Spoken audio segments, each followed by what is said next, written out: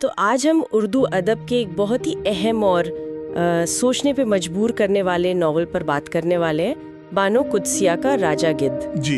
ये नावल जो पहली बार 1981 में आया था, ये सिर्फ एक कहानी नहीं है, ये तो इंसानी नफ्सियात, हमारी जो सोशल वैल्यूज हैं और जिंदगी के बड़े सवालों का एक गहरा एनालिसिस है ना? बिल्कुल। एक माइलस्टोन माना जाता है उर्दू अदब में। हाँ। तो हमारे पास जो नोट्स हैं उनके हिसाब से हमारा मकसद है कि इस नावल के जो मेन आइडियाज हैं, इसके जो पेचीदा किरदार हैं और ख़ास तौर पर इसकी जो सिंबॉलिक मीनिंग्स हैं उनको समझें। जी। हम हलाल हराम, अकल और जिबलियत, मोहब्बत, नाकामी, रूहानी कश्मकश जैसे टॉपिक्स पर भी बात करेंगे। तो चलिए शुरू करते हैं। जी बिल्कुल। तो कहानी का जो सेंट्रल कैरेक्टर है वो कासिम है।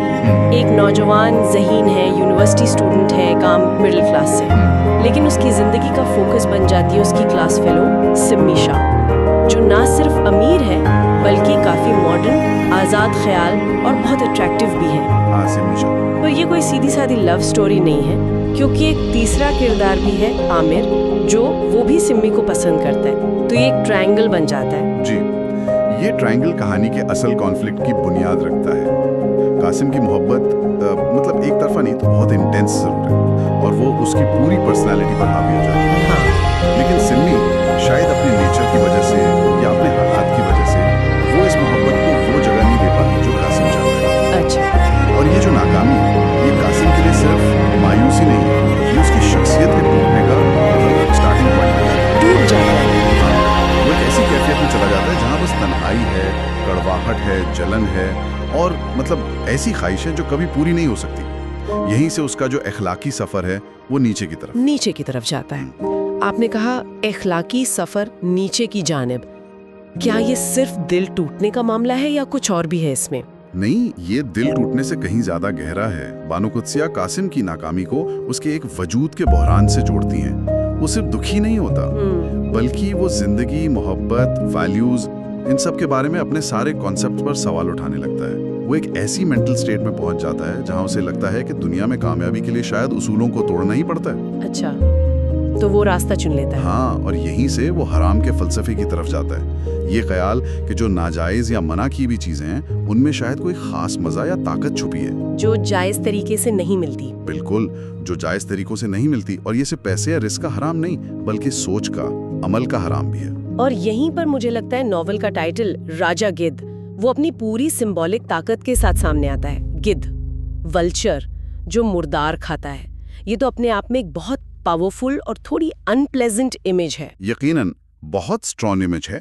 और बानो कुद्सिया इस सिंबल को सिर्फ एक मेटाफर तक नहीं रखती, वो इसे कहानी के सेंट्रल आइडिया से बुनती हैं। कैसे? देखिए, गिद्ध मुर्दार खाकर जिंदा रहता है। हाँ। तो नॉवल ये सवाल उठाता है कि क्या इंसान भी जब वो अखलाकी तौर पर हराम या मुर्दा चीजों की तरफ लपकता है, चाहे वो नाजायज कमाई हो, अनैतिक रिश्ते हों या नेगेटिव सोच हो, तो क्या वो भी एक तरह का गिद्ध नहीं बन जाता? ओहो, मतलब ये सिर्फ कासिम की कहानी नहीं है, बल्कि एक बड़े लेवल पर इंसानी हालत का बयान है। बिल्कुल सही। कासिम उस हालत की जीती जागती मिसाल बन जाता है। वो हराम की तरफ जाता है और नॉवल ये दिखाता है कि इसका असर सिर्फ उसके एक्शन पर नहीं, बल्कि उसकी रूह पर, उसकी साइकोलॉजी पर, यहाँ तक कि उसके फिजिकल हालत पर भी पड़ता है। सच में? फिजिकल हालत पर भी? जी हाँ। नॉवल के आखिर में कासिम की जो मेंटल और इमोशनल हालत बताई गई है वो वाकई एक गिद्ध जैसी है। अकेला, सोसाइटी से कटा हुआ, अपनी ही अंदरूनी तकलीफ में फंसा हुआ और एक तरह से जिंदा लाश। ये सिंबल बहुत गहरा है और पढ़ने वाले को हिला कर रख देता है। ये तो वाकई एक डिस्टर्बिंग तस्वीर है। अच्छा, इस हराम के कॉन्सेप्ट के अलावा नावल और कौन से बड़े फलसफियाना सवाल उठाता है? आपने अकल और जिबलियत की कश्मकश का जिक्र किया था। हाँ, ये नॉवल का एक और की थीम है, अक्ल बनाम जिबलियत, या कह लें reason versus instinct. Professor Suhail का जो किरदार है वो खास तौर पे इस बहस को आगे बढ़ाता है। प्रोफेसर सुहेल, हाँ। नॉवल ये इशारा करता है कि इंसान सिर्फ अक्ल या लॉजिक के बेस पर जिंदगी नहीं गुजार सकता और ना ही वो पूरी तरह अपनी जिबलियतों, अपनी बेसिक ख्वाहिशात का गुलाम बन सकता है। एक बैलेंस चाहिए। लेकिन क्या नॉवल ये नहीं कहता कि जिबलियतें खतरनाक हैं? मतलब कासिम की तबाही में उसकी वो इंटेंस, बेलगाम मोहब्बत का भी तो हाथ है, जो एक तरह की जिबलियत ही है। बहुत अच्छा पॉइंट है। नॉवल जिबलियत को सिरे से खारिज नहीं करता, बल्कि उसके बेलगाम मतलब गैर इखलाकी डायरेक्शन में बह जाने के खतरों से आगाह करता है। अच्छा।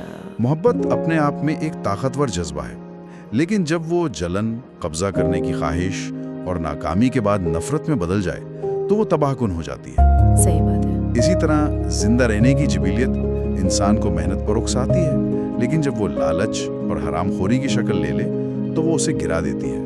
तो नॉवल का पैगाम ये लगता है कि अक्ल को इखलाकियात और रूहानी वैल्यूज की रोशनी में जिबिलियतों को कंट्रोल में रखना चाहिए, वरना इंसान जानवर से भी बदतर हो सकता है।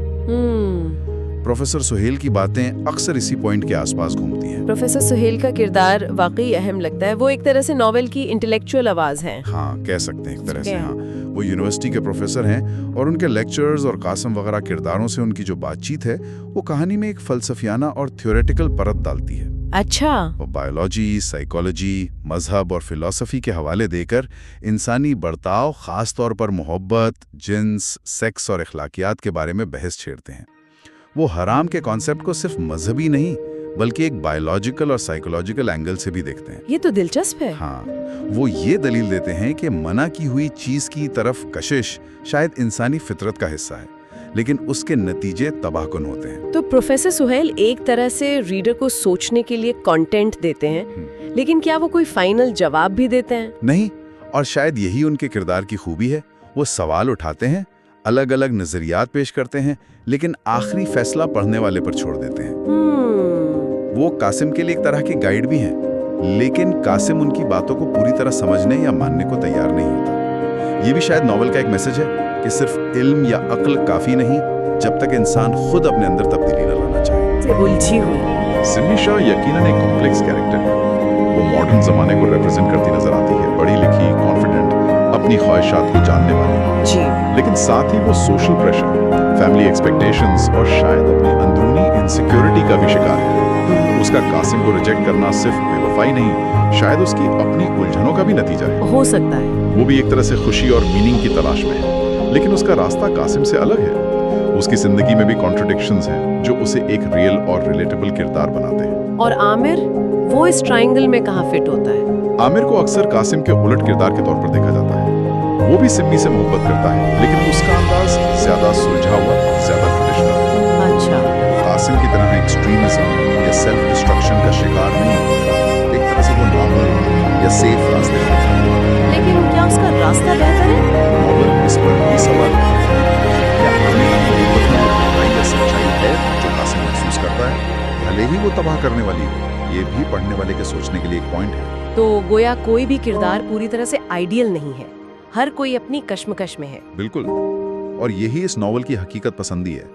बानो कुद्सिया ने ब्लैक एंड व्हाइट किरदार नहीं बनाए, बल्कि ऐसे इंसान दिखाए हैं जो ग्रे एरियाज में रहते हैं, जो गलतियां करते हैं, जो मोहब्बत भी करते हैं और नफरत भी।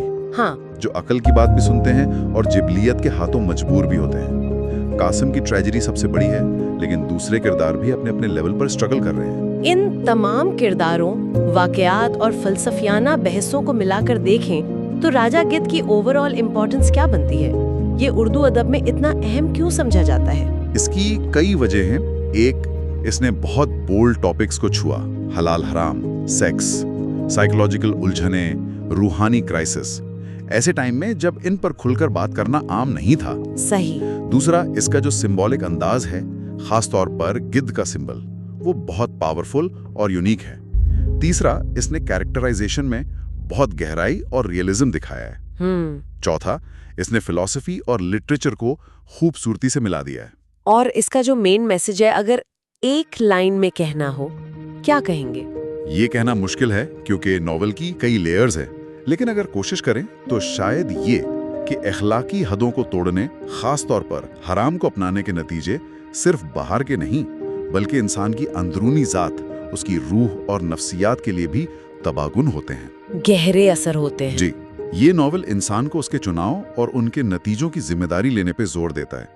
ये एक तरह की वार्निंग है कि जब इंसान अपनी अखलाकी दिशा खो देता है तो वो अपनी इंसानियत भी खो सकता है। ये वाकई बहुत गहरी बात है। मतलब नॉवल पढ़ने वाले को अपनी जिंदगी और अपने फैसलों पर सोचने पर मजबूर करता है। यकीनन, ये सिर्फ कासिम की कहानी पढ़ना नहीं है, बल्कि उसके जरिए अपनी जात के अंदर झांकना है। क्या हमारे अंदर भी कोई गिद्ध छुपा बैठा है? क्या हम भी कभी हराम या मना की हुई चीज की कशिश महसूस करते हैं?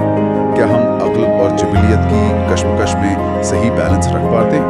ये सवाल नॉवेल पढ़ने के बाद भी जहन में गूंजते रहते हैं। और यही एक बड़े अदबी काम की निशानी है। बिल्कुल, ये सिर्फ एंटरटेनमेंट नहीं देता, बल्कि आपको सोचने, महसूस करने और शायद बदलने पर भी उकसाता है। और इसने मोहब्बत, नाकामी और इंसानी कमजोरियों को जिस तरह पेश किया है वो भी बहुत असर डालता है। कासिम की मोहब्बत में नाकामी सिर्फ एक रोमांटिक हार नहीं है, वो तो उसके पूरे वजूद को हिलाकर रख देती है। बिल्कुल, नॉवेल ये भी दिखाता है कि मोहब्बत जैसा खूबसूरत जज्बा भी जब नेगेटिव डायरेक्शन में चला जाए तो कितना डिस्ट्रक्टिव हो सकता है। हाँ, कासिम की नाकामी उसे पहले सेल्फ पिटी, फिर कड़वाहट और आखिर में एक तरह की रूहानी मौत की तरफ ले जाती है। इस बात को भी दिखाता है कि कभी-कभी बड़ा इमोशनल शॉक इंसान के पूरे मॉरल स्ट्रक्चर को तोड़ सकता है, अगर उसके पास उससे निपटने के लिए मजबूत अंदरूनी या रूहानी बेस ना हो। तो अगर हम अपनी आज की बातचीत को समेटें तो अहम पॉइंट्स ये हैं। नॉवेल राजा गिद्ध इंसान की जिबिलियतों और उसकी अखलाकी जिम्मेदारियों के बीच की टेंशन को बहुत गहराई से दिखाता है। जी, गिद्ध का जो सिंबल है वो हराम और नाजायज चीजों की तरफ इंसानी कशिश और उसके खतरनाक रूहानी और नफ्सियाती असर को जाहिर करता है। हाँ, कासिम का किरदार मोहब्बत में नाकामी के बाद अखलाकी गिरावट और सेल्फ डिस्ट्रक्शन की एक दर्दनाक मिसाल है। और प्रोफेसर सुहेल के जरिए नॉवेल अहम फलसफियाना सवाल उठाता है जो पढ़ने वाले को सोचने पर मजबूर करते हैं। जी, और आखिर में एक पॉइंट सोचने के लिए छोड़ जाते हैं जो सीधे बानो कुद्सिया के टेक्स्ट से जुड़ा है, मगर आज भी उतना ही रेलेवेंट है। बताइए। देखिए, नॉवेल एक खास सोशल और कल्चरल बैकग्राउंड में लिखा गया था, लेकिन इसके जो बुनियादी सवाल हैं वो यूनिवर्सल हैं। आज की दुनिया में जहां मटेरियलिज्म, कंपटीशन और इंस्टेंट ग्रेटिफिकेशन का प्रेशर पहले से कहीं ज्यादा है, हाँ है तो। क्या हराम की कशिश और गिद्ध बन जाने का खतरा कम हो गया है या बढ़ गया है? क्या आज के दौर में सोशल प्रेशर और हमारी अपनी ख्वाहिशात हमारे मॉरल चॉइसेस पर उसी तरह असर डाल रहे हैं जैसे कासिम और सिमी के दौर में डाल रहे थे? ये सोचने वाली बात है। ये वो सवाल है जिस पर हम सबको शायद गौर करना चाहिए। वाकई एक अहम सवाल है। चलिए इस गहरी और सोचने पर मजबूर करने वाली बातचीत को यहीं खत्म करते हैं।